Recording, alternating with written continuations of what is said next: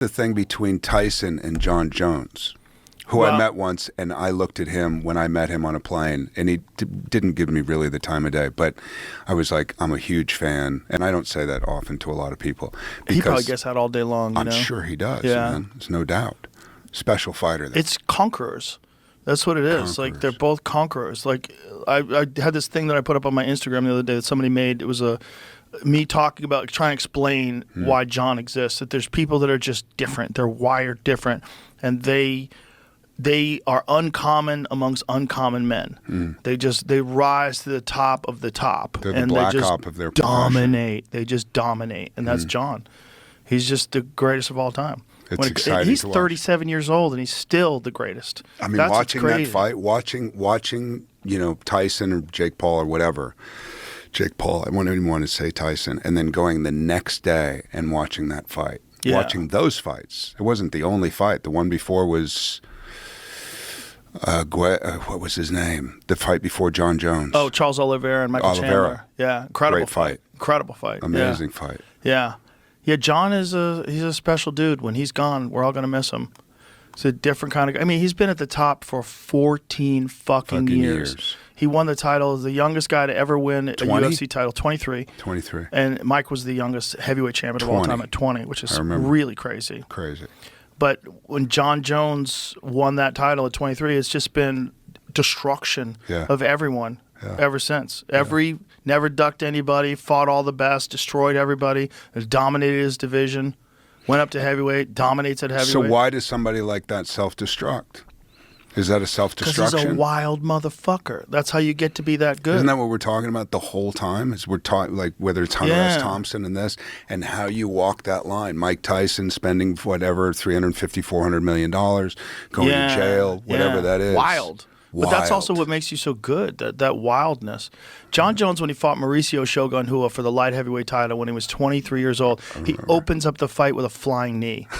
Nobody does that. You're fighting a legend. Shogun, at that time, when he was the light heavyweight champion, he was a legend. Yeah. And not just a legend from the UFC, but a legend from Pride. Yeah. Pride was this gigantic organization in Japan that Shogun really became famous. Yeah. So he was a mythical creature almost in MMA circles. That was Shogun Rua. He was a Conor beast. McGregor and Jon Jones.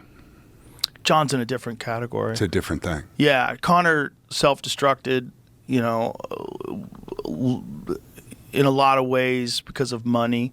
I mean, he took that fight with Floyd Mayweather, he made a ton of money off that, and then took a long time before he came back to MMA, and it's just not been the same guy since. And I think that's just, it's money, it's a lot of partying, but it's the same kind of thing. It's just a wild, but in his prime, when Conor was in his prime, he was fucking assassin. Amazing. He was a fucking assassin. But it's that thing, that through line of not being able to let go. It's like what you were talking about Chappelle. Chappelle leaves for 10 years, but then he goes to the park and he does a thing. There's a thing that's insatiable, that warrior mentality. Yeah, but there's a difference because physically you can only fight for so long. Yeah, that's true. Comedy, you get better every year. If you keep doing Dave's better now than he was a year ago. He'll be better 2 years from now. You can still be Rodney Dangerfield eventually. Right. Rodney Dangerfield, when I saw him, he was probably 70 years old and he was murdering in his fucking bathrobe, naked. With his schlong hanging out. Yeah, he was still amazing because it's not a physical thing. You don't have your body can only compete at the highest levels for so long, which is one of the things that's so extraordinary about Jon. Yeah, because he's 37, he still competes at the highest level. It blew my mind the other night. Well, it was exciting. It was nice to be excited about something. Steve A's past his prime, unfortunately, and he's got a lot of wear on the tires, and it was kind of rough watching him get beat up like that. Yeah.